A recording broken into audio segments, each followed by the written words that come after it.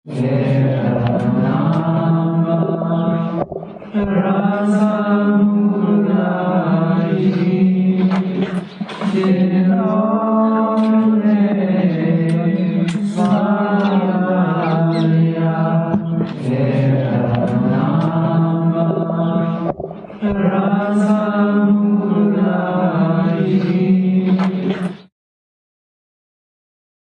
भाई,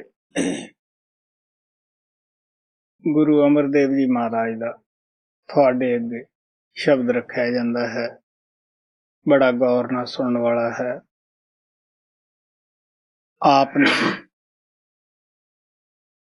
गुरु नूं प्राप्त करने विच बड़ी तलाश की।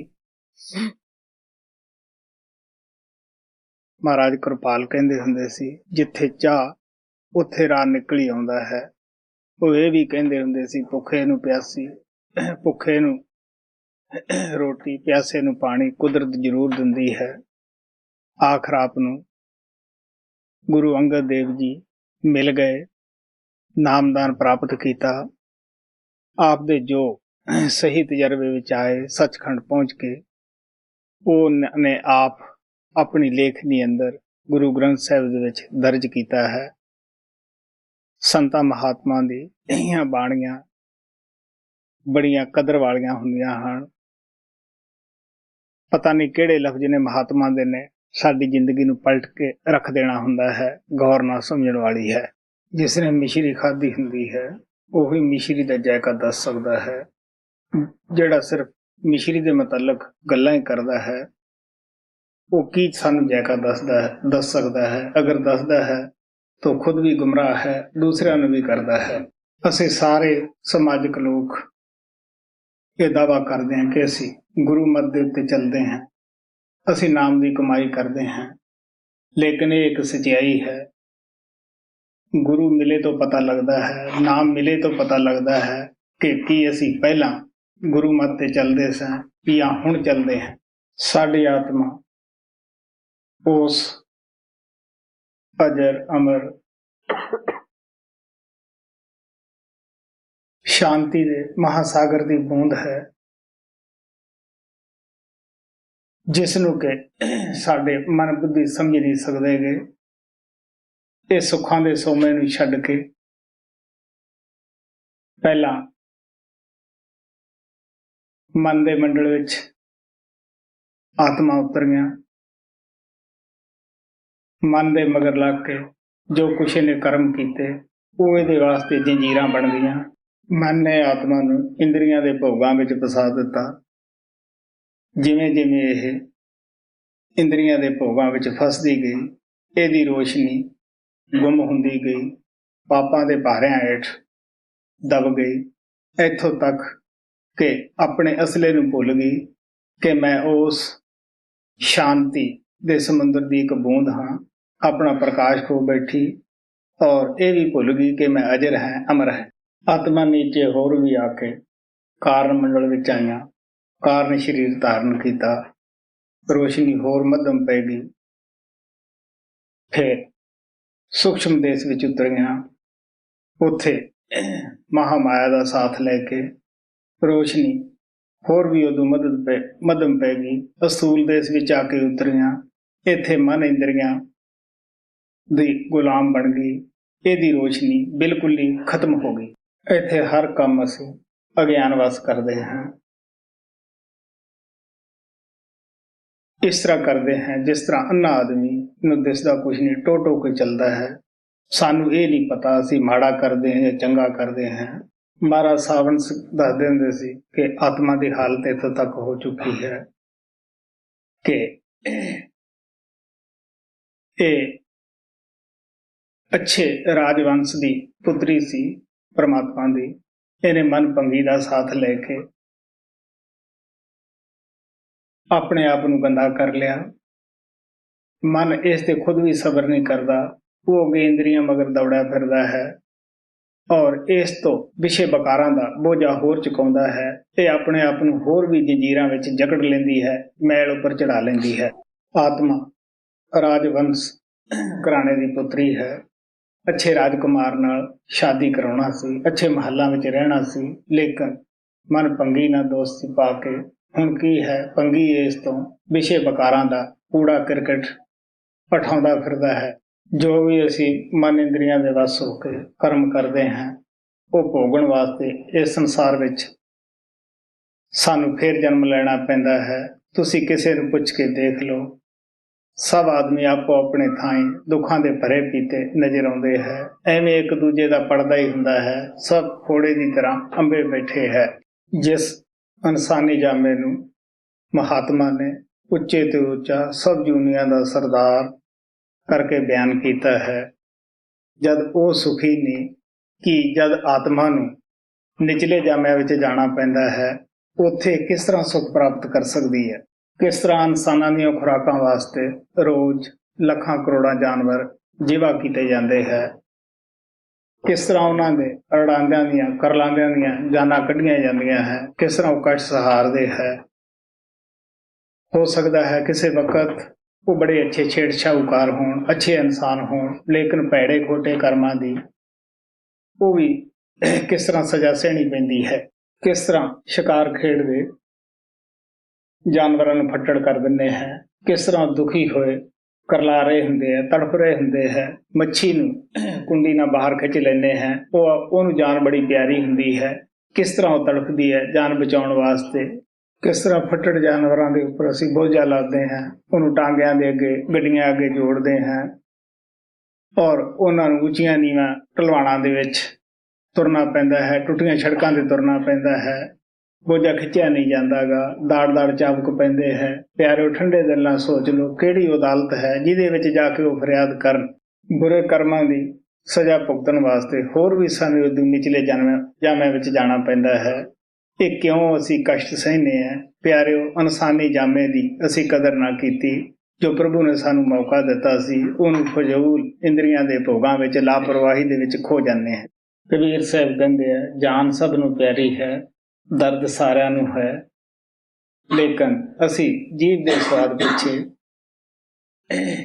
ਕਿਸੇ ਦੀ ਜਾਨ ਲੈਣ ਲੱਗੇ ਪਰਵਾਹ ਨਹੀਂ ਕਰਦੇ, ਸੋਚਦੇ ਵੀ ਨਹੀਂ। ਤੁਸੀਂ ਠੰਡੇ ਦਿਲ ਨਾਲ ਸੋਚ ਕੇ ਦੇਖ ਲਓ, ਅਗਰ ਡਾਕਟਰ ਸਾਡੇ ਫਾਇਦੇ ਵਾਸਤੇ ਛੋਟੀ ਜਿਹੀ ਸੂਈ ਉਵਾਲਦਾ ਹੈ, ਸਾਡੀ 6 ਫੁੱਟ ਦੀ ਦੇਹ ਕੰਬਣ ਲੱਗ ਜਾਂਦੀ ਹੈ ਕਿ ਪਤਾ ਨਹੀਂ ਕੀ ਹੋਏਗਾ। ਤੁਸੀਂ ਦੇਖ ਲਓ, ਜਦ ਅਸੀਂ ਇੱਕੋ ਫਾਇਦੇ ਵਾਲੀ ਸੂਈ ਲੱਗੀ ਦਾ ਵੀ ਇਤਨਾ ਦਰਦ ਮਨਾਉਂਦੇ ਹੈ, ਘਬਰਾਉਂਦੇ ਹੈ ਕਿ ਇਹਨਾਂ ਜਾਨਵਰਾਂ ਨੂੰ ਕਿਹੜਾ ਦਰਦ ਨਹੀਂਗਾ, ਕਿ ਇਹਨਾਂ ਨੂੰ ਕਿਹੜਾ ਕਸ਼ਟ ਨਹੀਂਗਾ। ਕਰਮ ਕਰਨ ਦੀ ਜਾਂ ਕੱਟਣ ਦੀ ਇਹ ਜੰਜੀਰ ਕਦੇ ਵੀ ਖਤਮ ਨਾ ਹੁੰਦੀ, ਜੇ ਉਹ ਦਿਆਲੂ ਪਿਤਾ ਰਹਿਮ ਕਰਕੇ ਸਾਨੂੰ ਖੁਦ ਇਨਸਾਨ ਦਾ ਚੋਲਾ ਤਾਰ ਕੇ ਆਪਣੇ ਘਰ ਜਾਣ ਦਾ ਸੱਦਾ ਨਾ ਦਿੰਦਾ, ਨਾਮ ਦਾ ਭੇਦ ਨਾ ਦਿੰਦਾ। ਹਾਂ ਵੇ, ਗੌਰ ਨਾਲ ਸੁਣੋ, ਗੁਰੂ ਅਮਰਦੇਵ ਜੀ ਮਹਾਰਾਜ ਸਾਨੂੰ ਇਸੇ ਦੇ ਮੁਤਲਕ ਬੜੇ ਪਿਆਰ ਨਾਲ ਸਮਝਾਉਂਦੇ ਹੈ। ਸੂਰਜ ਚੜ੍ਹਿਆ ਹੁੰਦਾ ਹੈ, ਪ੍ਰਕਾਸ਼ ਰੂਪ ਹੈ, ਸਭ ਨੂੰ ਰੋਸ਼ਨੀ ਦਿੰਦਾ ਹੈ, ਲੇਕਿਨ ਅਭਾਗੇ ਉੱਲੂ ਨੂੰ ਨਹੀਂ ਦਿਸਦਾਗਾ। ਉਹ ਖੱਡਾਂ ਖੋਲਿਆਂ ਦੇ ਵਿੱਚ ਜਾ ਕੇ ਆਪਦੀ ਦਿਨ ਬਤੀਤ ਕਰਦਾ ਹੈ। ਸੂਰਜ ਕੁੱਲ ਕਾਇਨਾਤ ਨੂੰ ਰੋਸ਼ਨੀ ਦਿੰਦਾ ਹੈ, ਲੇਕਿਨ ਉੱਲੂ ਦੇ ਭਾਗਾਂ ਵਿੱਚ ਨਹੀਂ, ਉਹ ਰੋਸ਼ਨੀ ਨੂੰ ਦੇਖਣਾ। ਇਸੇ ਤਰ੍ਹਾਂ ਸੰਤ ਸਤਿਗੁਰੂ ਹਮੇਸ਼ਾ ਸੰਸਾਰ ਵਿੱਚ ਆਉਂਦੇ ਹੈ, ਉਹ ਨਾਮ ਦੀ ਦਾਤ ਬੜੇ ਖੁੱਲੇ ਦਿਲ ਨਾਲ ਲਟਾਉਂਦੇ ਹੈ, ਲੇਕਿਨ ਅਸੀਂ ਜੀਵ ਕਿਹਦੇ ਭਾਗ ਲਿਆਈਏ? ਸਾਡੀ ਇਹ ਗੱਲ ਸਮਝਦੇ ਵਿੱਚ ਹੀ ਨਹੀਂ ਆਉਂਦੀਗੀ ਕਿ ਮੁਕਤੀ ਨਾਮ ਵਿੱਚ ਹੈ, ਕਿ ਅਸੀਂ ਇਹਨਾਂ ਮਹਾਤਮਾ ਤੋਂ ਫਾਇਦਾ ਉਠਾਈਏ। ਬਲਕਿ ਅਸੀਂ ਉਹਨਾਂ ਮਹਾਤਮਾ ਤੋਂ ਫਾਇਦਾ ਕੀ ਉਠਾਉਣਾ ਸੀ, ਸਦਾ ਉਹਨਾਂ ਦੀ ਮੁਖਾਲਫਤ ਦੇ ਵਿੱਚ ਹੀ ਟਾਈਮ ਗੁਜ਼ਾਰ ਜਾਂਦੇ ਹਾਂ। ਰਾਗ ਮਾਝ ਮਹਲਾ ਤੀਜਾ, ਘਰ ਪਹਿਲਾ, ਪੰਨਾ 110। ਕਰਮ ਹੋਵੇ ਸਤ ਗੁਰੂ ਮਿਲਾਏ, ਸੇਵਾ ਸੁਰਤ ਸ਼ਬਦ ਚਿਤ ਲਾਏ। ਕਰਮ ਹੋਵੇ ਸਤ ਗੁਰੂ ਮਿਲਾਏ, ਸੇਵਾ ਸੁਰਤ ਸ਼ਬਦ ਚਿਤ ਲਾਏ। ਆਪ ਪਿਆਰ ਨਾਲ ਕਹਿੰਦੇ ਹੈ ਜਦ ਸਾਡੇ ਬਹੁਤ ਸਾਰੇ ਜਨਮਾਂ ਦੇ ਨੇਕ ਅੱਛੇ ਕਰਮ ਜਮਾ ਹੋ ਜਾਂਦੇ ਹੈ। ਇਹ ਫੈਸਲਾ ਪ੍ਰਭੂ ਨੇ ਆਪਦੇ ਹੱਥ ਵਿੱਚ ਰੱਖਿਆ ਹੈ, ਕਿਸ ਨੂੰ ਮੈਂ ਆਪਣੇ ਨਾਲ ਮਿਲਾਉਣਾ ਹੈ, ਕਿਸ ਨੂੰ ਹੋਰ ਸੰਸਾਰ ਦੇ ਵਿੱਚ ਅਜੇ ਚੱਕਰ ਲਵਾਉਣੇ ਹਨ। ਸਭ ਤੋਂ ਪਹਿਲਾਂ ਉਹ ਅੱਛੇ ਕਰਮਾਂ ਦਾ ਨਾਮ ਪ੍ਰਭੂ ਸਾਨੂੰ ਕੀ ਦਿੰਦਾ ਹੈ, ਪੂਰੇ ਗੁਰੂਆਂ ਦੀ ਸ਼ਰਨ ਵਿੱਚ ਲਿਆਉਂਦਾ ਹੈ। ਜਦ ਸੰਤ ਸਤਿਗੁਰੂ ਸਾਡੇ ਤੇ ਦਇਆ ਕਰਦੇ ਹੈ, ਉਹ ਸਾਡੀ ਸੁਰਤ ਨੂੰ ਸ਼ਬਦ ਨਾਲ, ਨਾਮ ਨਾਲ ਜੋੜ ਦਿੰਦੇ ਹੈ। ਇਸੇ ਤਰ੍ਹਾਂ ਅਗਰ ਪ੍ਰਭੂ ਸਾਡੇ ਤੇ ਦਇਆ ਨਾ ਕਰੇ, ਉਹ ਨਾਮ ਦੀ ਇੱਛਾ ਹੀ ਨਹੀਂ ਪੈਦਾ ਕਰਦਾ। ਔਰ ਬੇਸ਼ੱਕ ਅਸੀਂ ਰੋਜ਼ ਮਹਾਤਮਾ ਦੇ ਪਾਸ ਬੈਠੇ ਰਹੀਏ, ਮਹਾਤਮਾ ਸਾਡੇ ਘਰ ਵਿੱਚ ਜਨਮ ਵੀ ਕਿਉਂ ਨਾ ਲੈ ਲਵੇ, ਅਸੀਂ ਵੀ ਉਹਦੇ ਘਰ ਵਿੱਚ ਕਿਉਂ ਨਾ ਜਨਮ ਲੈ ਲਈਏ, ਅਸੀਂ ਪਛਾਣ ਹੀ ਨਹੀਂ ਸਕਦੇ। ਇਤਿਹਾਸ ਇਹੋ ਜਿਹੀਆਂ ਮਿਸਾਲਾਂ ਦੇ ਨਾਲ ਭਰੇ ਪਏ ਹਨ। ਗੁਰੂ ਨਾਨਕ ਨੂੰ, ਜਿਸ ਨੂੰ ਅੱਜ ਅਸੀਂ ਫਕਰ ਨਾਲ ਯਾਦ ਕਰਦੇ ਹਾਂ ਕਿ ਕਿਸੇ ਵਕਤ ਉਹ ਪ੍ਰਭੂ ਰੂਪ ਸੰਸਾਰ ਵਿੱਚ ਆਏ ਸਨ, ਬੜਾ ਆਤਮਾ ਨੂੰ ਫਾਇਦਾ ਉਹਨਾਂ ਨੇ ਪਹੁੰਚਾਇਆ ਸੀਗਾ। ਉਹਨਾਂ ਦੇ 2 ਬੱਚੇ ਸਨ, ਲਖਮੀ ਦਾਸ, ਸ੍ਰੀ ਚੰਦ। ਲਖਮੀ ਦਾਸ ਨੇ ਤਾਂ ਉਹਨਾਂ ਦੇ ਜੀਵਨ ਕਾਲ 'ਚ ਹੀ ਸ਼ਿਕਾਰ ਖੇਡਣਾ ਸ਼ੁਰੂ ਕਰ ਦਿੱਤਾ ਸੀਗਾ, ਔਰ ਸ੍ਰੀ ਚੰਦ ਨੇ ਉਹਨਾਂ ਤੋਂ ਨਾਮਦਾਨ ਪ੍ਰਾਪਤ ਨਹੀਂ ਕੀਤਾ। ਅਵਿਨਾਸ਼ੀ ਮੁਨੀ ਨੂੰ ਜਾ ਕੇ ਗੁਰੂ ਧਾਰਨ ਕੀਤਾ ਸੀ, 2 ਸ਼ਬਦ ਦਾ ਭੇਦ ਲਿਆ ਸੀਗਾ। ਬਾਬਾ ਅਮੋਲਕ ਦਾਸ ਨੂੰ ਸ੍ਰੀ ਚੰਦ ਤੋਂ ਹੀ ਭੇਦ ਮਿਲਿਆ ਸੀਗਾ, 2 ਮੰਡਲਾਂ ਦਾ। ਬਾਬਾ ਬਿਸ਼ਨ ਦਾਸ ਨੂੰ ਅਮੋਲਕ ਦਾਸ ਤੋਂ ਭੇਦ ਮਿਲਿਆ ਸੀਗਾ। ਮੈਨੂੰ ਵੀ ਬਾਬਾ ਬਿਸ਼ਨ ਦਾਸ ਤੋਂ 2 ਸ਼ਬਦ ਦਾ ਭੇਦ ਮਿਲਿਆ ਸੀਗਾ। ਬਾਬਾ ਅਮੋਲਕ ਦਾਸ ਨਾਲ ਮੇਰਾ ਮਿਲਾਪ ਹੋਇਆ ਹੈ, ਮੈਂ ਉਸ ਨੂੰ ਦੁੱਧ ਪਿਲਾਇਆ ਸੀ। ਬੜੇ ਅੱਛੇ ਸਾਧੂ ਸਨ, 140 ਸਾਲ ਇਸ ਸੰਸਾਰ ਵਿੱਚ ਉਹਨਾਂ ਨੇ ਰਹੇ। ਇਹ ਜ਼ਰੂਰ ਹੋਇਆ ਕਿ ਲਹਿਣੇ ਦੇ ਕਰਮਾਂ ਨੇ ਸਾਥ ਦਿੱਤਾ। ਉਹਨਾਂ ਨੇ ਜਾ ਕੇ ਲੋਕ ਲਾਜ ਨੂੰ ਛੱਡਿਆ, ਗੁਰੂ ਨਾਨਕ ਦੀ ਪਰਮਾਤਮਾ ਰੂਪ ਜਾਣ ਕੇ ਸੇਵਾ ਕੀਤੀ, ਜੋ ਕਿਹਾ ਉਹਨਾਂ ਦੀ ਆਗਿਆ ਦਾ ਪਾਲਣ ਕੀਤਾ। ਜਦ ਸੇਵਕ ਹੀ ਸਭ ਕੁਝ ਲੈ ਜਾਂਦਾ ਹੈ, ਬੱਚਿਆਂ ਦੇ ਦਿਲ ਵਿੱਚ ਫਿਰ ਵਿਰੋਧਤਾ ਆਈ ਔਰ ਕਸ਼ਟ ਪੈਦਾ ਹੋਇਆ ਕਿ ਸਭ ਕੁਝ ਇਸ ਨੂੰ ਕਿਉਂ ਦੇ ਦਿੱਤਾ ਹੈ। ਸ੍ਰੀ ਚੰਦ ਨੇ ਵੀ ਬਰਾਬਰ ਉਦਾਸੀ ਸੰਪਰਦਾ ਚਲਾਈ। ਗੁਰੂ ਅੰਗਦ ਦੇਵ ਦੇ ਤੁਸੀਂ ਦੇਖ ਲਓ, ਭਾਗਾਂ ਨੇ ਸਾਥ ਨਹੀਂ ਦਿੱਤਾ।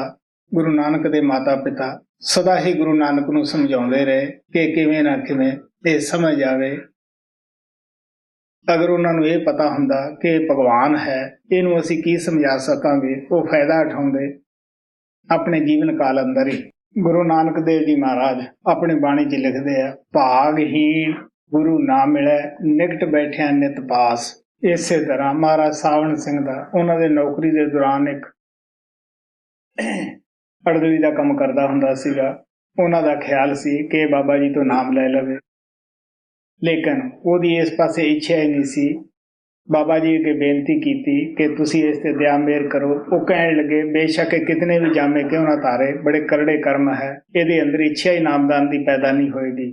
ਇਸੇ ਤਰ੍ਹਾਂ ਮਹਾਰਾਜ ਸਾਵਣ ਸਿੰਘ ਆਪਦੇ ਇੱਕ ਦੋਸਤ ਦੀ ਕਹਾਣੀ ਦੱਸਦੇ ਹੁੰਦੇ ਸੀ, ਜਿਹਦਾ ਨਾਂ ਕਿਸ਼ਨ ਸਿੰਘ ਸੀ, ਜਿਹੜਾ 5-6 ਘੰਟੇ ਗੁਰਬਾਣੀ ਪੜ੍ਹਦਾ ਅੱਛਾ ਆਦਮੀ ਸੀਗਾ। ਦਿਲ 'ਚ ਖਿਆਲ ਆਇਆ ਕਿ ਨੇਕ ਪਾਕ ਹੈ, ਅਗਰ ਇਹ ਨਾਮ ਲੈ ਲੇ ਬੜੀ ਕਮਾਈ ਕਰੇਗਾ, ਪ੍ਰਭੂ ਨੂੰ ਮਿਲ ਜਾਏਗਾ। ਬਾਬਾ ਜੀ ਅੱਗੇ ਬੇਨਤੀ ਕੀਤੀ, ਅਖੇ ਜੀ ਮੈਂ ਕਿਸ਼ਨ ਸਿੰਘ ਆਪਦੇ ਦੋਸਤ ਨੂੰ ਭੇਜੂੰਗਾ, ਉਹ 5-6 ਘੰਟੇ ਗੁਰਬਾਣੀ ਪੜ੍ਹਦਾ ਹੈ, ਤੁਸੀਂ ਉਹਨੂੰ ਨਾਮ ਦੇ ਦਿਓ। ਬਾਬਾ ਜੀ ਦਿਆਲੂ ਸਨ, ਉਹ ਕਹਿੰਦੇ ਬਈ ਭੇਜ ਦੇ। ਬੇਸ਼ੱਕ ਉਹ ਦਿਲਾਂ ਦੀਆਂ ਜਾਣਦੇ ਸਨ, ਫਿਰ ਵੀ ਇਹ ਸੀ ਕਿ ਇਹ ਕਹੇਗਾ ਬਈ ਮੇਰੇ ਕਹੇ ਨਾਮ ਨਹੀਂ ਦਿੱਤਾ। ਕਿਸ਼ਨ ਸਿੰਘ ਆਇਆ, 4-5 ਘੰਟੇ ਬਾਬਾ ਜੀ ਦੇ ਪਾਸ ਬੈਠਾ, ਆਪਣੀਆਂ ਗੱਲਾਂ ਕਰਦਾ ਰਿਹਾ। ਸੰਤ ਬੜੇ ਦਿਆਲੂ ਹੁੰਦੇ ਆ, ਅਗਰ ਕੋਈ ਗੱਲ ਸੁਣਾਵੇ ਸੰਤ ਉਹਦੀ ਗੱਲ ਨੂੰ ਟੋਕਦੇ ਨਹੀਂ ਹੁੰਦੇਗੇ, ਪਿਆਰ ਨਾਲ ਸੁਣਦੇ ਆ। ਅਗਰ ਕੋਈ ਸੁਣਨਾ ਚਾਹਵੇ ਤਾਂ ਉਹ ਬੜੇ ਪਿਆਰ ਨਾਲ ਸੁਣਾਉਣ ਵੀ ਲੱਗ ਜਾਂਦੇ ਹੈ। ਬਾਬਾ ਜੀ ਕਿਸ਼ਨ ਸਿੰਘ ਦੀਆਂ ਗੱਲਾਂ ਸੁਣਦੇ ਰਹੇ। 5-6 ਘੰਟਿਆਂ ਬਾਅਦ ਉਹ ਚਲਿਆ ਗਿਆ। ਮਹਾਰਾਜ ਸਾਵਣ ਸਿੰਘ ਆਏ, ਕਹਿਣ ਲੱਗੇ ਜੀ ਕਿਸ਼ਨ ਸਿੰਘ ਨੂੰ ਨਾਮਦਾਨ ਦੇਤਾ। ਉਹ ਕਹਿਣ ਲੱਗੇ, ਦੇਖ ਬਈ ਇਹਦੇ ਬੜੇ ਸਖਤ ਕਰਮ ਹੈ, ਇਹ ਨਾਮ ਦੀ ਤਰਫ ਆ ਹੀ ਨਹੀਂ ਸਕਦਾਗਾ, ਇਸ ਨੇ ਜਿੰਦੇ ਜੀ ਸੜਨਾ ਹੈ। ਮਹਾਰਾਜ ਸਾਵਣ ਸਿੰਘ ਇਹ ਆਪ ਦਾ ਵਾਕਿਆ ਸੁਣਾਉਂਦੇ ਹੁੰਦੇ ਸੀਗੇ। ਵਾਕਿਆ ਹੀ ਉਹ ਮਕਾਨ ਨੂੰ ਅੱਗ ਲੱਗੀ, ਉਹਦੇ ਵਿੱਚ ਉਹ ਸੜ ਕੇ ਮਰਿਆ। ਤਾਂ ਗੁਰੂ ਰਾਮਦਾਸ ਜੀ ਦੱਸਦੇ ਹੈ ਕਿ ਉੱਚੇ ਭਾਗ ਹੋਣ ਗੁਰੂ ਨਾਲ ਮਿਲਾਪ ਹੁੰਦਾ ਹੈ। ਗੁਰੂ ਸਾਡੀ ਸੁਰਤ ਨੂੰ ਸ਼ਬਦ ਦੇ ਨਾਲ ਜੋੜਦਾ, ਨਾਮ ਨਾਲ ਜੋੜਦਾ ਹੈ। ਅਗਰ ਸਾਡੇ ਉਦੋਂ ਉੱਚੇ ਭਾਗ ਹੁੰਦੇ ਹੈ, ਅਸੀਂ ਸ਼ਬਦ ਨਾਮ ਦੀ ਕਮਾਈ ਕਰਦੇ ਹਾਂ। ਕਰਮ ਹੋਵੇ ਸਤਿ ਗੁਰੂ ਮਿਲਾਏ,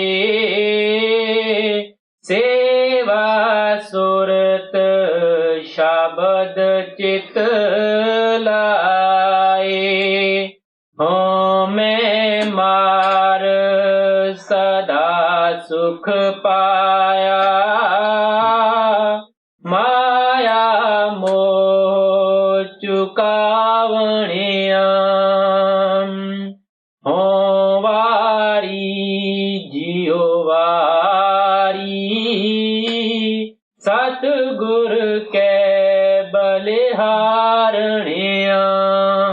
ਕੀ ਹੋਇਆ ਨਾਮ ਦੀ ਕਮਾਈ ਕਰਕੇ, ਕੀ ਫਾਇਦਾ ਪਹੁੰਚਿਆ? ਸਾਡੇ ਅੰਦਰੋਂ ਜਿਹੜਾ ਹਉਮੈ ਦਾ ਜ਼ਬਰਦਸਤ ਪਰਦਾ ਸੀਗਾ ਉਹ ਹਟ ਗਿਆ, ਕਿਉਂਕਿ ਹੰਕਾਰ ਹੀ ਸਾਡੇ ਔਰ ਪ੍ਰਮਾਤਮਾ ਦੇ ਦਰਮਿਆਨ ਇੱਕ ਹੀ ਦੀਵਾਰ ਹੁੰਦੀ ਹੈ। ਉਹ ਨਾਮ ਦੀ ਕਮਾਈ ਨਾਲ ਖਤਮ ਹੋ ਗਈ।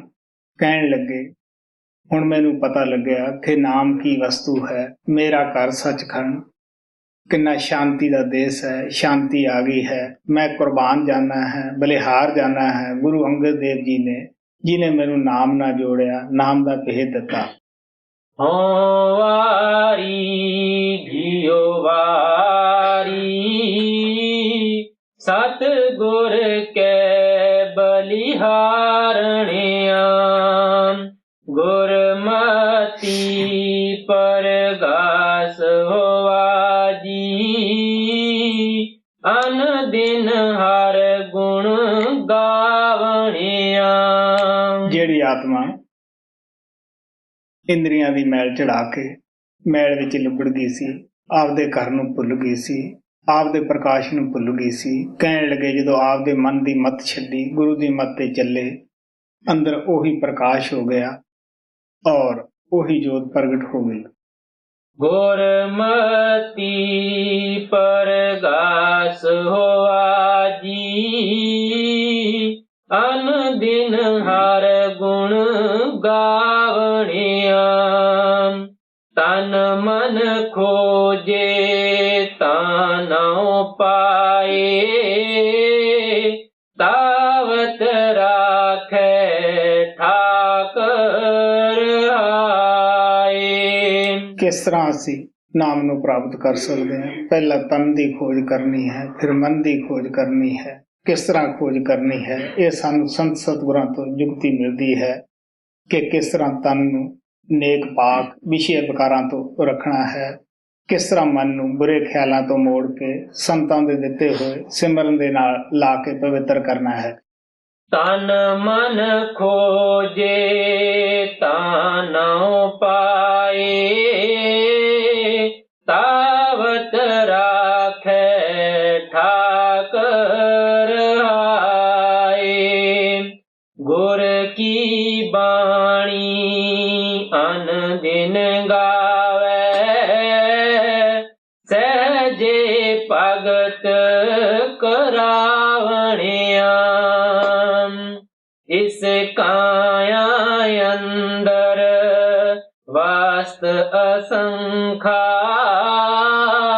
ਗੁਰਮੁਖ ਸਾਚ ਮਿਲੇ ਤਾਂ ਵੇਖਾਂ। ਨੌ ਦਰਵਾਜੇ ਦਸਵੇਂ ਮੁਕਤਾ,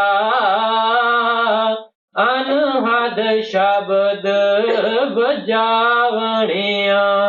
ਹੁਣ ਗੁਰੂ ਅਮਰਦੇਵ ਜੀ ਮਹਾਰਾਜ ਕਹਿੰਦੇ ਆ, ਇਹ ਦੇਹ ਸਾਡੀ ਹੱਡ ਚਮ ਮਾਸ ਦੀ ਨਹੀਂ, ਇਹਦੇ ਵਿੱਚ ਪ੍ਰਭੂ ਨੇ ਬੇਸ਼ੁਮਾਰ ਵਸਤੂਆਂ ਰੱਖੀਆਂ ਹਨ। ਉਹ ਖੁਦ ਵੀ ਇਸ ਦੇ ਅੰਦਰ ਆ ਬੈਠ ਗਿਆ ਹੈ। ਕੋਈ ਸੱਚਾ ਸੁੱਚਾ ਗੁਰਮੁਖ ਮਿਲ ਜਾਵੇ, ਦੇਹ ਦੇ ਅੰਦਰ ਜਾਣ ਦਾ ਭੇਦ ਦੇਵੇ, ਤਾਂ ਮੈਂ ਜਾ ਕੇ ਇਹ ਦੇਖ ਸਕਦਾ ਹਾਂ। ਸਾਡੇ ਸਰੀਰ ਦੇ 9 ਦੁਆਰੇ ਹੈ, 2 ਅੱਖਾਂ ਦੇ ਸੁਰਾਖ ਹੈ, 2 ਕੰਨਾਂ ਦੇ ਸੁਰਾਖ ਹੈ, ਅੱਖਾਂ ਦੇ ਸੁਰਾਖ ਹੈ, 2 ਨੱਕ ਦੇ ਸੁਰਾਖ ਹੈ, ਹੇਠ 2 ਇੰਦਰੀਆਂ ਦੇ ਸੁਰਾਖ ਹੈ। ਸਾਡੀ ਆਤਮਾ ਮਨ ਇਹਨਾਂ ਦੇ ਦੁਆਰੇ ਬਾਹਰ ਦੌੜਿਆ ਫਿਰਦਾ ਹੈ। ਕਹਿਣ ਇਹ ਬਾਹਰ ਜਗਤ ਦੀ ਤਰਫ ਖੁੱਲਦੇ ਹੈ। ਜੋ 10ਵਾਂ ਦਰਵਾਜ਼ਾ ਜੋ ਪ੍ਰਭੂ ਨੇ ਗੁਪਤ ਰੱਖਿਆ ਹੋਇਆ ਹੈ, ਜਿਹਦੇ ਵਿੱਚ ਬਵੱਜਰ ਕਪਾਲ ਲਾ ਕੇ ਬੈਠ ਗਿਆ ਹੈ, ਉਹ ਅੰਦਰ ਦੀ ਤਰਫ ਖੁੱਲਦਾ ਹੈ। ਸੰਤ ਮਹਾਤਮਾ ਨੂੰ ਪਰਮਾਤਮਾ ਨਾਮ ਦੀ ਚਾਬੀ ਦੇ ਕੇ ਇਸੇ ਦਰਵਾਜ਼ੇ ਨੂੰ 10ਵੇਂ ਨੂੰ ਜੋ ਗੁਪਤ ਰੱਖਿਆ ਹੈ ਖੋਲਣ ਵਾਸਤੇ ਆਉਂਦੇ ਹੈ। ਉਹ ਬੱਜਰ ਦੇ ਕੁਆੜ ਲਾ ਕੇ ਅੰਦਰ ਛਿਪ ਕੇ ਬੈਠ ਜਾਂਦਾ ਹੈ। गुर कुंजी पाहु निवल मन कोठा तन छत, नानक गुर बिन मन का ताक न उगड़े अबर न कुंजी हथ। गुरु रामदास जी महाराज कहते हैं, 9 दरवाजे धावत नवे दर फीके, रस अमृत दसवें चूजे। महात्मा सानू प्यार नाल दसदे है, साडी देह अमृत दा सोमा है, ये अमृत दी भरी हुई है, लेकिन असी अमृत दी खोज बाहर करते हैं, बाहर मुखी हो जाते हैं। गुरु नानक कहते कर ही में अमृत भरपूर है, मन मुखा साध ना पाया, ज्यों कस्तूरी मिर्ग न जाने वो परम दा परम परमाया। की कहते हैं गुरु अमरदेव जी महाराज कि अपनी आत्मा नू फैली हुई नू सिमरन दे जरिए अखां दे पिछे आओ, उस जगह तीसरे तिल दे उत्ते जिथे कि परमात्मा दा बूहा है, निशानी है। कह लगे उत्थे दिन रात अनादि शब्द तुनकारा दे रहा है। 9 दरवाजे 10वें मुक्ता, अनहद शब्द बजावणिया। सच्चा साहिब सच्ची नाई, गुर प्रसादी मन वसाई। अन दिन सदा रहे रंग राता, दर सचे सोजी पावणिया। उत्थे सच्चा साहिब है जिहड़ा सच्चा न्याय करता है, और कहने लगे उत्थे जाके सहज अवस्था प्राप्त हो जाती है, और वो सच्चे दर परमात्मा दे शोभा मिलती है आत्मा नूं। अन दिन सदा रहे रंग राता, दर सचे सोजी पावणिया। पाप पुण्य की सार न जानी, दूजे लगी परम पुलानी। अज्ञानी अंधा मग न जाने, फिर आवण जावणिया। मैं पहले ही दस्या सी कि असी जो भी कर्म करते हैं अज्ञानवश करते हैं। जिस तरह अन्ना आदमी टोए टिब्बियां दे विच ठेडे खांदा फिरदा है, और जो असी कर्म करते हैं सानू ये नहीं पता इन्हां दा नतीजा सानू अच्छा भुगतना पएगा या बुरा भुगतना पएगा। इस वास्ते आप कहते मुड़ मुड़ जन्म लेने हैं, ठोकरां खाने हैं, फिर कर्म करते हैं, फिर ठोकरां खाने हैं। अज्ञानी अंधा मग न जाने, फिर आवण जावणिया। गुर सेवा ते सदा सुख पाया, हाँ मैं मेरा ठाकर हाया। गुर साखी मिटिया अंधियारा, बजर कपाट खुलावणिया। आप प्यार ना कहते वो खुशकिस्मत जीव हैं जो पूरे गुरां दी सेवा करते हैं। सेवा का मौका जिन्हां नूं मिल जाता है। आप कहने लगे कि जिहड़ा साडे अंदर सेवा दे नाल तान मान तान सब निर्मल हो जाता है, प्योर और पवित्र हो जाता है। कहने लगे जो बजर का कवाड़ साडे अंदर लग्या है वो खुल जाता है। अंदरला जो मार्ग है वो किताब की तरह खुल जाता है। सानू पता लग जाता है कि साडा केड़ा रास्ता है, केड़ी दिशा से असीं जाना है, केड़ी च नहीं जाना। अज्ञानता दा अंधेरा खत्म हो जाता है, ज्ञान का प्रकाश अंदर हो जाता है जब असीं मन की मत छड्ड के गुरु की मत ते चलते हैं। गुर साखी मिटिया अंधियारा, बजर कपाट खुलावणिया। हो मैं मार मन वसाया, गुर चरनी सदा चित लाया। गुर कृपा ते मन तन निर्मल, निर्मल नाम ते आवणिया। जीवन मरना सब तुधे ताई, जिस बख्शे तिस दे वडियाई। नानक नाम ते आए सदा तू, जमण मरण सवारणिया। आप कहने लगे साडा तन भी निर्मल हो जाता, मन भी सिमर हो जाता है जब ਅਸੀਂ गुरु ਦੇ ਦੱਸੇ ਹੋਏ ਉਪਦੇਸ਼ ਦੇ ਉੱਤੇ ਚੱਲਦੇ ਹਾਂ, ਨਾਮ ਦੀ ਕਮਾਈ ਕਰਦੇ ਹਾਂ। ਆਪ ਕਹਿੰਦੇ ਹੈ ਨਾਮ ਦੀ ਕਮਾਈ ਕਰਨ ਨਾਲ ਸਾਡੇ ਅੰਦਰੋਂ ਹਉਮੈ ਹੰਕਾਰ ਚਲੇ ਜਾਂਦੇ ਹੈ।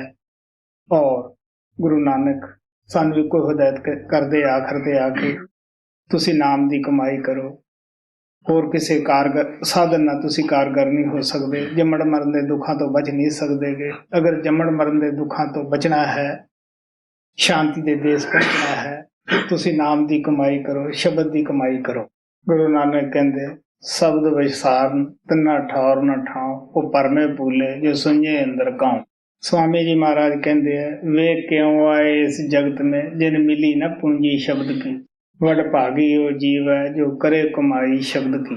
गुरु अमरदेव जी महाराज ने सानू बड़े प्यार नाल अपना तजर्बा समझाया है कि जब आद वो प्रभु सानू बख्शना चाहता है, साडा मिलाप गुरु नाल कराउंदा है। गुरु जदों सानू बख्शदा है वो नाम नाल जोड़दा है, शब्द नाल जोड़दा है। शब्द नाम की कमाई का की फायदा हुंदा है, साडे अंदरों अज्ञानता दा अंधेरा दूर हो जाता है, हौमा हंकार साडा खड़ा चल जाता है।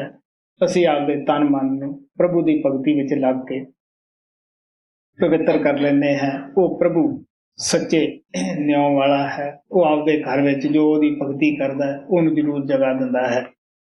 जीवन मरना सब तुधे ताई, जिस बख्शे तिस दे वडियाई। नानक नाम ते आए सदा तू, जमण मरण सवारणिया।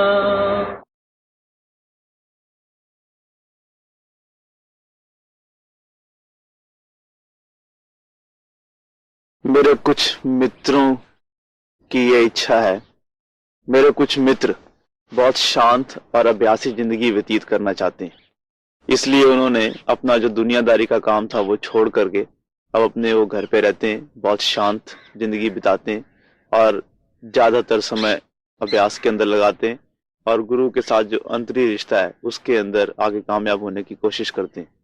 लेकिन इसका मतलब ये भी है कि अब उनके पास इतने पैसे नहीं है कि वो शारीरिक स्वरूप के दर्शन करने के लिए यहाँ पे आ सके। तो इस बारे में आपकी क्या राय है? आप क्या कुछ कहना चाहेंगे? क्या कभी ऐसा समय आता है या कभी ऐसे समय की जरूरत होती है जब ये बेहतर होता है कि दुनिया के सारे काम काज छोड़ करके शांत बैठ करके अभ्यास किया जाए? हाँ भाई, अभ्यास करना बहुत अच्छा है, मैं इसका स्वागत करता हूँ। लेकिन दुनिया के काम काज छोड़ के जो असी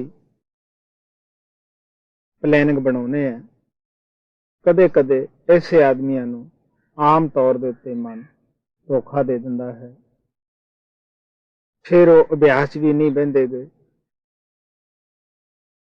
और दुनियादारां तो भी वो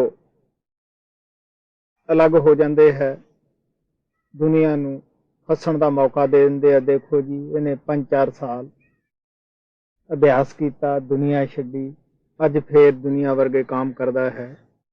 इहदे नालों बेहतर यह है कि अपनी रोजी रोटी खुद कमाओ, किसी उत्ते भारू ना हो और नाल अपना अभ्यास भी चालू रखन।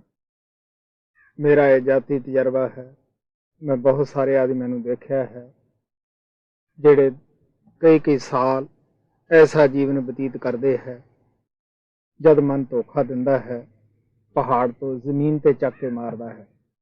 ਅੱਜ ਤੋਂ ਤਕਰੀਬਨ 35 ਸਾਲ ਦਾ ਪਹਿਲਾਂ ਵਾਕਿਆ ਹੈ, ਲੇਕਿਨ ਉਹ ਘਰ-ਬਾਰ ਛੱਡ ਕੇ ਤਾਂ ਸ਼ਾਇਦ ਇਦੋਂ ਵੀ 20-30 ਸਾਲ ਪਹਿਲਾਂ ਜੰਗਲਾਂ ਵਿੱਚ ਚਲਿਆ ਗਿਆ ਸੀਗਾ।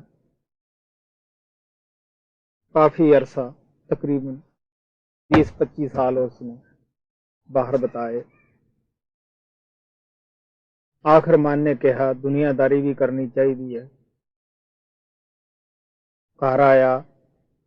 ਇਹ ਉਸ ਜਗ੍ਹਾ ਦਾ ਵਾਕਿਆ ਹੈ ਪੰਜਾਬ ਦਾ ਜਿੱਥੇ ਬਾਬਾ ਬਿਸ਼ਨ ਦਾਸ ਜੀ ਹੋਏ ਹੈ।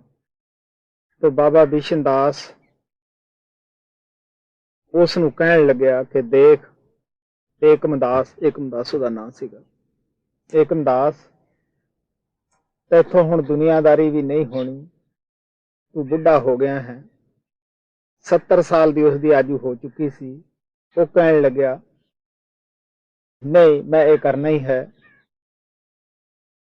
आखिर उसने शादी कराई। शादी टुट गई, ना निभी। फिर उन्हें होर उपराला किया।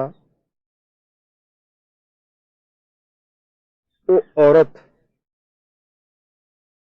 क्योंकि वो बुढ़ा सीगा, वो जवान सी, उसके उपर सब्जी इत्थे ढूई ते लादी तो मंडी वेचण वास्ते ले जाती। एक दफा मैं बाबा बिशन दास के दर्शनां नूं जा रहा सीगा, क्योंकि जिन्हां दिनां च मैं देखिया सी उन्हीं दिनी तो काफ़ी सेहत अच्छी सी। उस तो बाद सेहत डाउन हो गई। मैनू उसने सियाण लिया। मैनू कहण लग्या अजैब सिंह तू जल्दी वापस ना होई, मैं तेनू कोई गल दसूंगा। मैं अजे बाबा बिशन दास कोले बैठा सी। तो मंडी जैतो दे विच सब्जी छोड़ के आया। सोटी दे सहारे कुब्बा कुब्बा तुर रहा सीगा। आके मैनू कहण लग्या कि मैं होर तां सारे पिंड दे लोकां नूं कहा भी शादी ना कराओ, लेकिन मैं तैनू भी कहना भी शादी ना कराई। मैं उन्होंने कहा कि एकमदास तू अजे भी भुलदा है, तेन अजे भी कोई तजर्बा नहीं होया। शादी कराउणी कोई बुरी नहीं, वक्त सिर तू ये कह कि मेरे तरह कोई पंगा ना लवे। तो कहण दा भाव वो बहुत बुरी हालत दे विच उसने शरीर छोड़िया। ना वो घर दा रहा, ना घाट दा रहा, ना वो तितर रहा, ना वो बटेर रहा। संत मत सानू हथ पे हथ करके बैठण की शिक्षा नहीं दिंदा। ये सानू मेहनत करन ते प्रेरदा है। जो आदमी मेहनत करके अपनी रोजी रोटी कमाउंदा है और उसे मेहनत चों सत्संग दे अंदर खर्च करदा है, या अपने बाल बच्चों ते खर्च करदा है, या वो अपनी कमाई का अन्न खांदा है, उस ते अच्छा असर होएगा, उसका भजन व्यास अच्छा बनेगा। नहीं तो जिसका भी कोई खाएगा भजन उसका वो ले जाएगा और ਉਹਦੇ बदले ਉਹਨੂੰ भजन मिलेगा जिहदा वो खाएगा, और ਉਹਦੇ बदले उसनूं की मिलेगा? क्रोध, ईर्खा, काम, बीमारियां। मेहनती आदमी अपना पेट भी पालदा और भी किसी का पालदा है। तो सानू मेहनत के चोर नहीं बनना चाहिए, मेहनत करनी चाहिए है। अगर असी इस तरह सब कुछ छड़ छड़ा के बैठते हैं, सानू पता ही है जिहड़ा मन है वो फिर भी बाहर दौड़ता है। मन सारी दुनिया दे विच फैल जाता है। मन अंदर ही बैठा कहता है कि बाहर कोई काम भी ढूंढना चाहिए है, वो बैठा ही प्लानिंग बनाई जाएगा। मैं जब बाबा बिशन दास का बताया होया 18 साल अभ्यास किया सीगा। मैं खुद अपने खेत विच हथी मेहनत करता रहा, कदे भी हाथ पे हाथ करके नहीं बैठा सीगा। काफी अभ्यास दे जो मन ने थक जाना, जिसने थक जाना जाके अभ्यास विच अपना टाइम बतीत करना, रात नूं जागना, क्योंकि जिन्ना भी असी मन नूं थका लांगे ये शरारता नहीं करेगा। इसे तरह जब मैं इत्थे अभ्यास किया 16 PS के अंदर, ये बाग उस वक्त दे विच ही आबाद किया सीगा। खूब इत्थे ही मैं कहीं ना आपदा काम करदा सीगा। मन नूं ਅਗਰ ਕੋਈ ਥੋੜੀ ਬਹੁਤੀ ਇਸ ਤੋਂ ਕੰਮ ਲਿਆ ਜਾਵੇ, ਇਹ ਸ਼ਰਾਰਤ ਨਹੀਂ ਕਰਦਾਗਾ ਔਰ ਉਸ ਤੋਂ ਬਾਅਦ ਆਪਣਾ ਕਮਾਇਆ ਹੋਏ ਅੰਨ ਦਾ अच्छा असर पैदा है। हमारे देश के अंदर जब कोई औरत 50 साल की हो जाए और उसका पति उसको छोड़ दे तो सरकार उसको पेंशन देती है। एक तो जब 50 साल की रहता है उसको पेंशन मिलती है, और अगर कोई किसी का पति उसको छोड़ जाए तो सरकार उसको और भी भत्ता देती है, छोड़ने का भी भत्ता देती है। तो क्या इस तरह का जो इमदाद है वो स्वीकार योग्य है? किस तरह? एक तो जब आदमी बुजुर्ग हो जाए हाँ। तो उसको पेंशन मिलती है, और जब अगर किसी बुढ़ापे में कोई बंदा उसको छोड़ देवे और बंदा उसको पैसे ना देवे तो सरकार की तरफ से उसको भत्ता मिलता है। तो क्या इस तरह से मदद प्राप्त करना ठीक है? जो बंदा छोड़ दे, बंदा छोड़ दे, जी औरत छोड़ दे, बंदे कहती बंदा देता नहीं तो इसलिए सरकार देती है। बेहतरता यह है कि इंसान आपदे पैरों ते खड़े सब ਨੂੰ ਬਿਹਤਰ ਇਹ ਹੁੰਦਾ ਹੈ। ਅਗਰ ਐਸਾ ਨਹੀਂ ਹੁੰਦਾ, ਤੁਹਾਨੂੰ ਪਤਾ ਹੀ ਹੈ ਕਿ ਉਹ ਵੀ ਲੋਕਾਂ ਦਾ ਦਾਨ ਵਗੈਰੇ ਚ ਪੈਸਾ ਮਿਲਦਾ ਹੈ ਜਿਹੜਾ ਇਸ ਤਰ੍ਹਾਂ ਦਾ ਸਰਕਾਰ ਦਿੰਦੀ ਹੈ, ਉਸ ਦਾ ਕੁਝ ਕਰਜ਼ ਤਾਂ ਚੁਕਾਉਣਾ ਹੀ ਪਏਗਾ, ਲੇਕਿਨ ਭੁੱਖੇ ਬੈਠਣ ਨਾਲੋਂ ਉਹ ਪ੍ਰਾਪਤ ਕਰਨਾ ਅੱਛਾ ਹੈ। सत्संगी ਨੂੰ ਜ਼ਿਆਦਾ ਭਜਨ ਕਰਨਾ ਚਾਹੀਦਾ ਹੈ ਤਾਂ ਕਿ ਜਿਸ ਆਦਮੀ ਦੇ ਉਹ ਪੈਸੇ ਹੈ ਉਹਦਾ ਵੀ ਕਰਜ਼ ਉਤਰਦਾ ਰਹੇ और ਉਹਦਾ भी जीवन अच्छा चलता रहे। गुरु की दया और हमारी इच्छा शक्ति, ये दोनों बातों को ध्यान में रखते हुए कई दफा ऐसा देखने में आया, कई दफा ऐसा होता है कि हमारे दिल के अंदर कोई काम करने की इच्छा होती है लेकिन गुरु की दया वहां पर मौजूद नहीं होती और हम वो काम नहीं कर पाते। तो क्या कभी ऐसा भी होता है कि गुरु अपनी दया उठा लेता है और हमारी इच्छा होने के बावजूद भी काम वहां पे नहीं होता? या कई दफा ऐसा हो सकता है कि गुरु की दया वहां पे मौजूद हो लेकिन हमारी इच्छा शक्ति में कमी होने की वजह से वो काम हम नहीं कर पा रहे? कोई ऐसा वक्त नहीं कि जब ਤੁਹਾਡੇ ਉੱਪਰ ਗੁਰੂ ਦੀ ਦਇਆ ਨਾ ਹੋ ਰਹੀ ਹੋਵੇ, ਲੇਕਿਨ ਕਈ ਦਫਾ ਤੁਸੀਂ काम ही ऐसे ਕਰਦੇ ਹੋ ਜਿਹਦੇ ਵਿੱਚ ਤੁਸੀਂ ਕਾਮਯਾਬ ਨਹੀਂ ਹੁੰਦੇ। ਕੰਮ ਕਰਨ ਤੋਂ ਪਹਿਲਾਂ ਸੋਚਦੇ ਨਹੀਂ, ਕਿਸੇ ਆਪਣੇ ਮਿੱਤਰ ਦੀ ਅੱਛੇ ਦੀ ਸਲਾਹ ਨਹੀਂ ਲੈਂਦੇਗੇ, ਇਸ ਵਾਸਤੇ ਉਹਦੇ ਵਿੱਚ ਤੁਸੀਂ ਕਾਮਯਾਬ ਨਹੀਂ ਹੁੰਦੇ। ਸਤਸੰਗੀ ਨੂੰ ਭੁੱਲ ਕੇ ਵੀ ਨਹੀਂ ਐਸਾ ਸੋਚਣਾ ਚਾਹੀਦਾ ਕਿ ਮੇਰੇ ਉੱਪਰ ਹੁਣ ਦਇਆ ਨਹੀਂ। ਬੇਸ਼ੱਕ ਸਤਸੰਗੀ ਕਿਤਨੇ ਕਸ਼ਟ 'ਚ ਹੈ, ਸੁੱਤਾ ਪਿਆ ਜਾਗਦਾ ਹੈ, ਸੁੱਤਾ ਤਾਂ ਸਤਸੰਗੀ ਹੈ ਲੇਕਿਨ ਗੁਰੂ ਨਹੀਂ ਸੌਂਦਾਗਾ। ਸ਼ਬਦ ਰੂਪ ਹਮੇਸ਼ਾ ਹੀ ਜਾਗਦਾ ਹੈ, ਉਹ ਹਮੇਸ਼ਾ ਹੀ ਆਪਣੀ ਦਇਆ ਕਰਦਾ ਹੈ, ਸਾਹ ਨਾ ਕਰਦਾ ਹੈ। ਸਤਸੰਗੀ ਨੂੰ ਭੂਲ ਕਰ ਵੀ ਨਹੀਂ ਸੋਚਣਾ ਚਾਹੀਦਾ ਕਿ ਗੁਰੂ ਕਿਸੇ ਵਕਤ ਦਇਆ ਕਰਦਾ ਹੈ, ਕਿਸੇ ਵਕਤ ਨਹੀਂ ਕਰਦਾ, ਸਤਸੰਗ ਹਮੇਸ਼ਾ ਕਰਦਾ ਹੈ। ਮੈਂ ਤੁਹਾਨੂੰ ਇੱਕ ਉਦਾਹਰਨ ਦੇ ਨਾਲ ਸਮਝਾਉਣਾ ਹੈ ਕਿ ਇੱਕ ਦੁਨੀਆਦਾਰ ਪਿਤਾ ਆਪਣੇ ਬੱਚੇ ਵਾਸਤੇ ਹਮੇਸ਼ਾ ਹੀ ਬਿਹਤਰੀ ਸੋਚਦਾ ਹੈ। ਅਗਰ ਬੱਚਾ ਕੋਈ ਗਲਤੀ ਕਰ ਬੈਠਦਾ ਹੈ, ਪਿਤਾ ਫਿਰ ਵੀ ਹਿੰਮਤ ਹੁਕਮ ਲੈਂਦਾ ਹੈ। अगर वो कैद भी हो जाता है कत्ल करके, पिता फिर भी अच्छे तो अच्छा वकील करता है, वो छुड़ाने की कोशिश करता है। अगर एक दुनियावी पिता अपने बच्चे वास्ते ये कुछ कर सकता है और करता है, जो संत सतगुरु कुल मालिक खुद ही साडे जीवां वास्ते चोला धार के इंसानी जामे विच आ जाता है, हजारों ही माता पिता जैसी वो हमदर्दी रखता है। सोच के देखो कि वो साडे वास्ते कोई कसर उठा छड़दा है? बिल्कुल नहीं उठा छड़दा। वो बड़ा दृढ़ विश्वास दे नाल साडी पालन पोषण भी करदा है, साडा ख्याल रखदा है। लेकिन कई दफा बच्चा अग्नि दे विच हथ पाउंदा है, मां उहनूं पाउण नहीं दिंदीगी, उहनूं पता है कि हथ जल जाएगा, बच्चा कोले नूं हथ लाउंदा है, माता पिता नूं पता है कि इहदे हथ काले हो जाणगे, फौरन उसदा हथ फड़ लैंदी है। इसे तरह सानू खुद नू पता नहीं हुंदागा कि ये चीज जो काम हम कर रहे हैं क्या ये साडे फायदे दा है या एक फायदे दा है, ये बेहतरी दा गुरु नू पता हुंदा है कि इहदे ये फायदे च है या कफायदे च है। हुण जो काम सानू खुद नू नहीं पता हुंदागा कि साडे फायदे च है, हुण साडी इच्छा मुताबिक नहीं हुंदागा। सोच के देखो, फिर असीं अपौ लै आउंदे आ कि गुरु दी दया नहीं सी इहदे विच। नहीं, गुरु की दया तो है, लेकिन बाद में पता लगता जाके अरसा पा के कि यह काम ठीक सी जिहड़ा साडी इच्छा मुताबक नहीं होया। सतगुरु जद आउंदा है ਉਹ ਸਾਨੂੰ सत्संग ਦੇ ਜਰੀਏ ਘਰੇਲੂ ਜ਼ਿੰਦਗੀ ਸੁਧਾਰਨ ਵਾਸਤੇ ਵੀ ਜ਼ੋਰ ਦਿੰਦਾ ਹੈ ਕਿ ਤੁਸੀਂ ਘਰ ਨੂੰ ਸਵਰਗ ਬਣਾ ਕੇ ਰੱਖੋ, ਘਰ ਦਾ ਵਾਤਾਵਰਨ ਨਾ ਵਿਗਾੜੋ, ਪਿਆਰ ਨਾਲ ਰਹੋ। ਔਰ ਇਹ ਇੱਕ ਪਰਮਾਰਥ ਦੀ ਨਿਉ ਹੈ। ਅਗਰ ਸਾਡਾ ਇਹ ਵਾਤਾਵਰਨ ਠੀਕ ਹੈ तो ਅੱਗੇ ਸਾਡਾ ਰੂਹਾਨੀ ਸਫ਼ਰ ਬੜਾ ਅੱਛੇ ਢੰਗ ਨਾਲ ਚੱਲ ਸਕਦਾ ਹੈ। ਫਿਰ ਸਾਨੂੰ ਉਹ ਵੀ ਸਮਝਾਉਂਦਾ ਹੈ ਕਿ ਤੁਹਾਡੀਆਂ ਪਰੇਸ਼ਾਨੀਆਂ तो मेरिया ही परेशानियां है। जरा सोच के देखो, जब सेवक परेशान होवे कि जिहड़ा तुहाडे अंदर शब्द रूप होके बैठा है वो नहीं परेशान होएगा, वो जरूर होएगा, तुहाडे नूं किते वध परेशान होएगा। इस वास्ते सानू हमेशा ही अभ्यास करके अंदर जाना चाहिए है, गुरु नूं प्रगट करना चाहिए है। जो भी काम करो उहदा हुक्म लेके करो ताकि तुहानू ये पता लगे कि वाकई साडा गुरु इहदे विच खुश है या साडा गुरु नाराज है।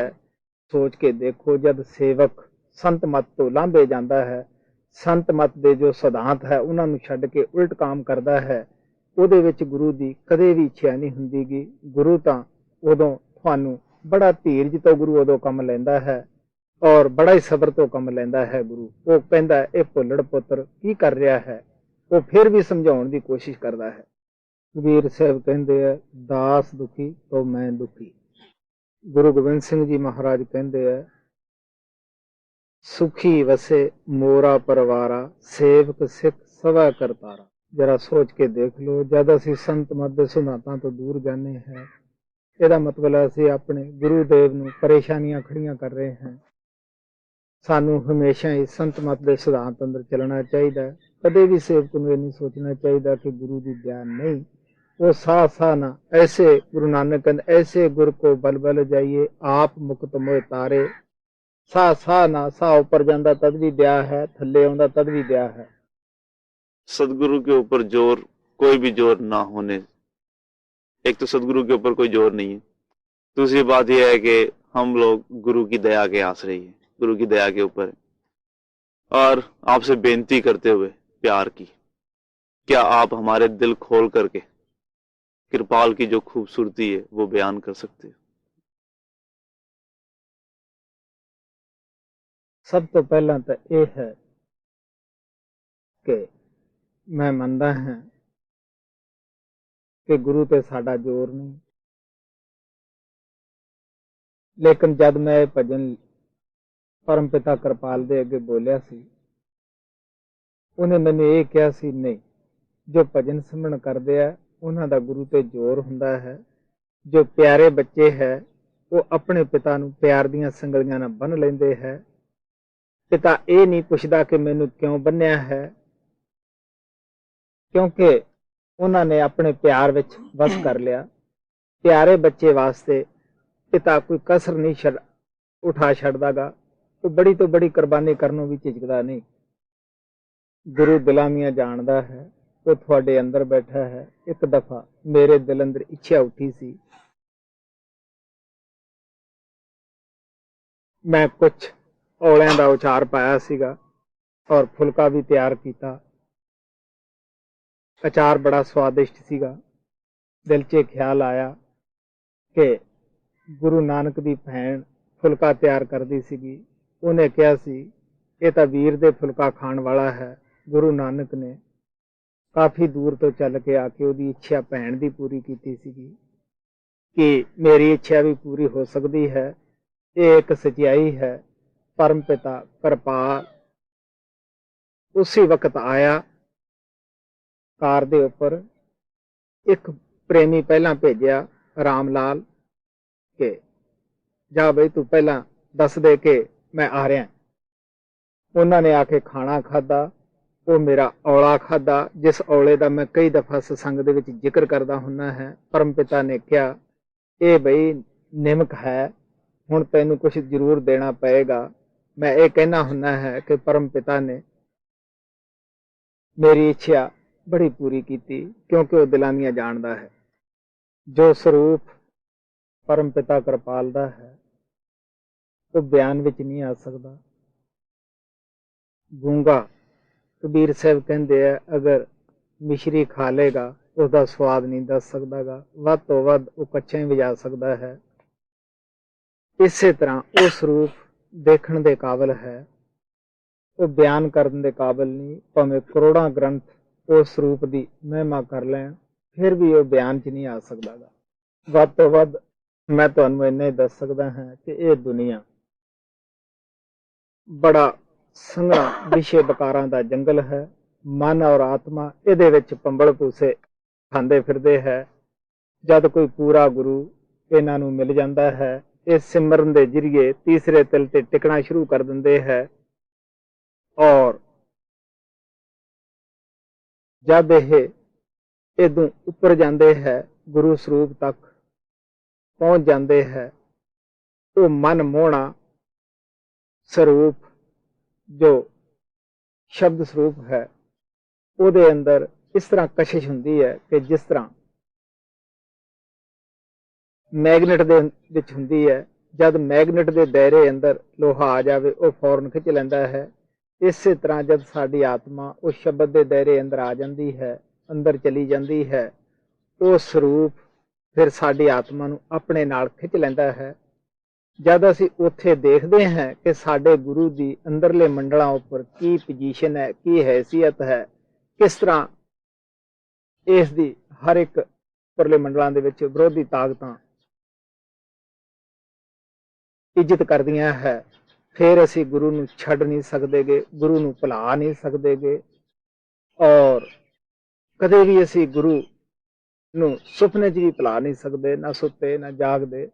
ਫਿਰ ਹੀ ਸਾਡੇ ਦਿਲ ਅੰਦਰ ਸੱਚੀ ਇੱਜ਼ਤ, सच्चा प्यार गुरु प्रति आउंदा है।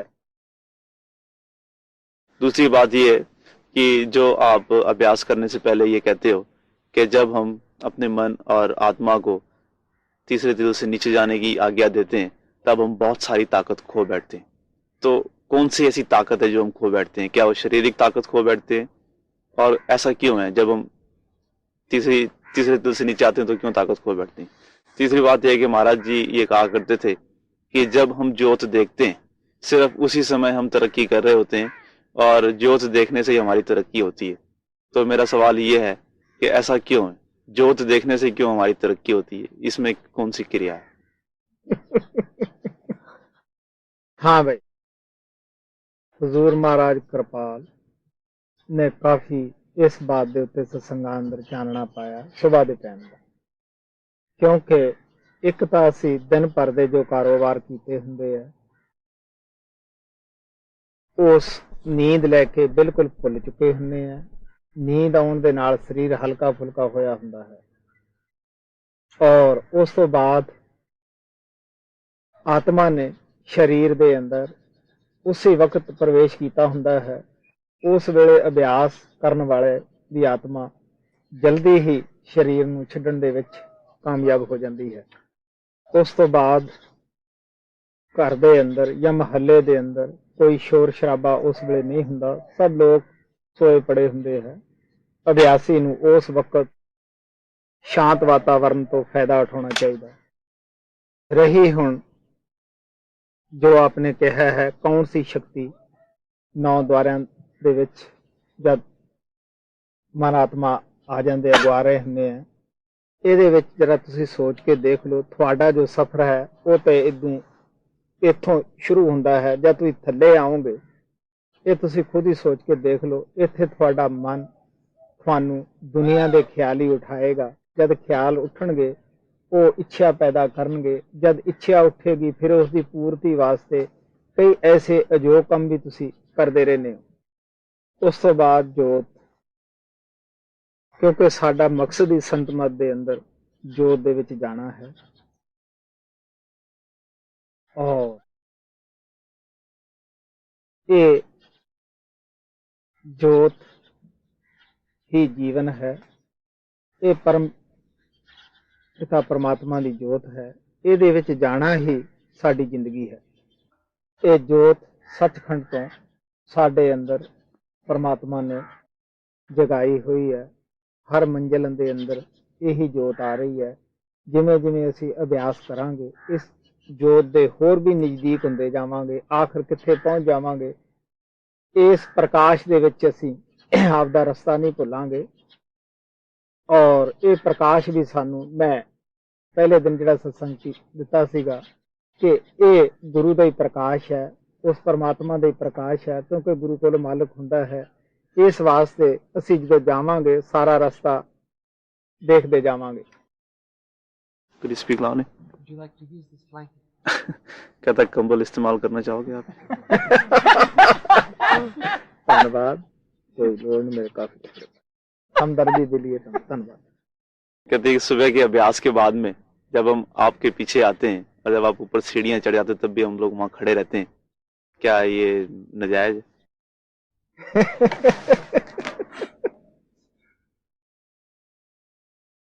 देखो भाई, आपका मन खुश करना है, जायज हो नजायज हो, गुरु का दर्शन किसी भी हिसाब न मिल जाए, सवाल तो दर्शन करना है। मैं थानू बड़ी एक महाराज सावण सिंह और उन्हों का एक सेवक बलोचिस्तानी मस्ताना सी, उन्हों का एक चश्मदीद वाकया दसदा है। वो इस तरह सी कि उदों ब्यास डेरे के अंदर कोई बिजली वगैरह नहीं हुंदी सी, पखा वगैरह, तो हथ ना ये हजूर महाराज सावण सिंह ते पखा करते हुंदे सीगे। एक प्रेमी पखा कर रहा सी, मस्ताने बलोचिस्तानी के दिल च ये ख्याल आया कि ये बड़ा चौधरी है जिहड़ा पखा कर रहा, कि मेरा हक नहीं, कि ये मेरा मालिक नहीं। उन्होंने कई आदमियों ने रोकया और मस्ताने दे यही दिमाग च आई भी गुरु वास्ते किड्डी भी कुर्बानी की जावे छोटी है। जद महाराज सावण सिंह ये गल कहंदे आ, सप्पां वाड़ समुंद कर शेरां पए बकुन, जे जम होवे पहरू प्रेमी ना रकुन। ये तो एक बंदा है, आखिर धक्का लगा लगू के लंघ गया, अगे जाके उसका पखा फड़ लिया। हुण वो भी आकड़िया सीगा भी मैं पखा चल रहा। मस्ताने ने उस पखा खोण की कोशिश की, हूँ क्यों छड़दा है। अखीर मस्ताने ने जफा पा के महाराज सावण सिंह दे उपरी सिट लिया। महाराज कहने लगे क्यों भी तू हटदा नहीं? वो कहंदा जी मस्ताना नहीं हटदागा। महाराज जी परे हो गए, आखे मस्ताना नहीं हटदा। वो कहने लगे अगर ये नहीं हटदा तो तू हट जा। जब ऐसा हुआ महाराज जी काफी खफा हुए। ताना जी कहने लग्या सच्चे पातशाह ये क्यों नहीं पखा दिंदागा, कि इसका तेरे ते ज्यादा हक है। महाराज कहने लगे तू जा खूह दे विच छाल मार, तू मैनू तंग बहुत करदा है। हुण तुहानू पता ही है जिहड़ा प्रेमी है वो रुकदा नहीं गा, क्यों कि गुरु दे हुक्म मनना बड़ा जरूरी हुंदा है। उसने एक कुएं दे अंदर नजदीक ही सी सत्संग करदे, ਉਹਦੇ ਵਿੱਚ जाके छलांग लगाई। महाराज सावण सिंह बई बड़ी जल्दी गए, थल्ले रस्सा वगाया, उन्होंने कहने लगे भी तू रस्सा पकड़ उपर आ जा। वो रस्से नूं हथ ना पावे, पानी काफी कुएं दे अंदर गहरा सी। वो कहने लग्या हमने तो हुक्म मनना है, हुण तू डुब्बण क्यों नहीं दिंदा। यानी उसका यह कहना सीगा कि थल्ले सावण शाह हथ दे खड़ा है। सो इस वास्ते मस्ताना बलोचिस्तानी कहंदा हुंदा सीगा भी गुरु का दर्शन करने वास्ते किड्डी भी वड्डी रुकावट क्यों ना होवे, किड्डे भी करड़े हुक्म क्यों ना आउंदे होण, भावें उत्थे जम जिसने साह कढ़ना वो भी क्यों ना खड़ा होवे, शेर भी क्यों ना बुकदा होवे। तो कहने लगे प्रेमी कदे भी गुरु के दर्शन तो रुकेगा नहीं। महात्मा चतुरदास नूं भी महाराज सावण सिंह तो नाम सीगा। वो लिखदे है बेपरवाह पिया पर पास खड़न ना देवे, छाया तक बेसवरा आशिक दिल नूं खुश कर लेवे, ये भी जान गनीमत दिल नूं लख लख शुक्र करेवे। बेपरवाह पिया, गुरु नूं किसे दी परवाह नहीं हुंदी जी, वो मालक विच समाया हुंदा, वो अपने गुरु दे प्यार विच हुंदा है। वो हर एक नूं नेड़े नहीं लगन दिंदागा। बेपरवाह पिया पर पास खड़न ना देवे, तो छाया तक बेसवरा आशिक दिल नूं खुश कर लेवे। वो ओहदा दूरों ही छाया वगैरह यानी दूरों ही स्वरूप नूं तकदा है, दिल नूं खुश कर लेवे। ਤੋ ਚੱਕ ਝਰੋਕੇ ਪਾਸ ਖੜੋ ਕੇ ਦੂਰੋਂ ਯਾਰ ਤੱਕੇਂਦਾ, ਇਹ ਵੀ ਜਾਣ ਗਨੀਮਤ ਦਿਲ ਵਿੱਚ ਲੱਖ ਲੱਖ ਸ਼ੁਕਰ ਕਰੇਂਦਾ। ਉਹ ਫਿਰ ਦੂਰ ਜਾ ਕੇ ਖੜ ਜਾਂਦਾ, ਚਲ ਇੱਥੋਂ ਥੋੜਾ ਬਹੁਤਾ ਤਾਂ ਦਿਸਦਾ ਹੀ ਹੈ। ਇੱਕ ਦਫਾ ਪਰਮ ਪਿਤਾ ਕਿਰਪਾਲ ਮੇਰੇ ਚਵਾਰੇ ਅੰਦਰ ਆਰਾਮ ਕਰ ਰਹੇ ਸਨ। ਦੋ ਪ੍ਰੇਮੀ ਪਤਾ ਨਹੀਂ ਕਿੱਧਰ ਦੀ ਉਹ ਪੌੜੀ ਚੜੇ। ਉਹਨਾਂ ਨੇ ਜਾ ਕੇ ਬੂਹਾ ਖੋਲ ਲਿਆ। ਮਹਾਰਾਜ ਜੀ ਜਿਵੇਂ ਬਿਜਲੀ ਕੜਕਦੀ ਹੈ ਐਂ ਬੋਲੇ ਜੀ, ਕਿਉਂ ਤੁਸੀਂ ਆਰਾਮ ਨਹੀਂ ਕਰਨ ਦਿੰਦੇ? ਤੋ ਇੱਕ ਪ੍ਰੇਮੀ ਦੂਸਰੇ ਨੂੰ ਕਹਿਣ ਲੱਗਿਆ, ਕਿਉਂ ਮਿਲੀ ਪ੍ਰਸ਼ਾਦੀ, ਵੇਖ ਕਿੱਡੀ ਸਵਾਦ ਹੈ। ਬੜਾ ਦਿਲ ਖੁਸ਼ ਹੋਇਆ ਦਰਸ਼ਨ ਕਰਕੇ।